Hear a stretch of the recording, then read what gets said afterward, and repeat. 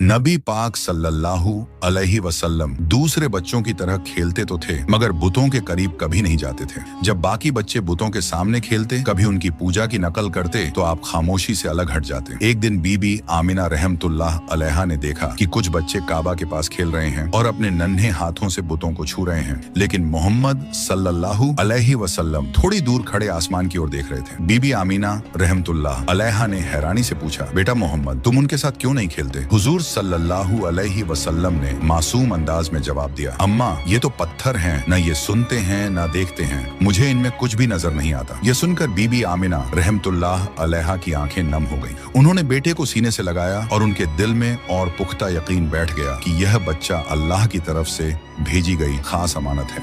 जब नबी पाक सल्लल्लाहु अलैहि वसल्लम 6 साल के हुए तो बीबी आमिना रहमतुल्लाह अलैहा ने फैसला किया कि वह बेटे को लेकर मदीना जाए। वहां उनके रिश्तेदार रहते थे और वह चाहती थीं कि हजरत मोहम्मद सल्लल्लाहु अलैहि वसल्लम अपने वालिद की कब्र की जियारत भी कर लें, जो मदीना में ही थी। सफर आसान नहीं था, रेगिस्तान की तपती हवा, ऊंटों की सवारी और लंबी दूरी, मगर मोहम्मद सल्लल्लाहु अलैहि वसल्लम की आंखों में अजीब सा सब्र और हौसला झलक रहा था। वे मदीना में तकरीबन 1 महीने ठहरे। रिश्तेदारों से मुलाकात हुई। जब कब्र अब्दुल्लाह पर पहुंचे तो बीबी आमिना रहमतुल्लाह अलैहा ने कहा, बेटा, यही तुम्हारे वालिद की कब्र है, वह तुमसे बहुत मोहब्बत करते हैं। हुजूर सल्लल्लाहु अलैहि वसल्लम खामोशी से कब्र के पास खड़े रहे। मासूम आंखों से आंसू बहते रहे, मगर जुबान से कोई लफ्ज न निकला। मदीना से वापसी पर काफिला अब्वा नाम की जगह पहुंचा। वहीं अचानक बीबी आमिना रहमतुल्लाह अलैहा बीमार पड़ गईं। बीमारी इतनी बढ़ गई कि चलना फिरना भी मुश्किल हो गया। उन्होंने अपने बेटे को सीने से लगाकर कांपती आवाज में कहा, बेटा मोहम्मद, शायद अब मैं तुम्हारे साथ न रह सकूं, मगर याद रखना, तुम कभी अकेले नहीं होगे। अल्लाह तुम्हारे साथ है। तुम्हें वो जिम्मेदारी मिलेगी जो दुनिया में किसी और को नहीं मिली।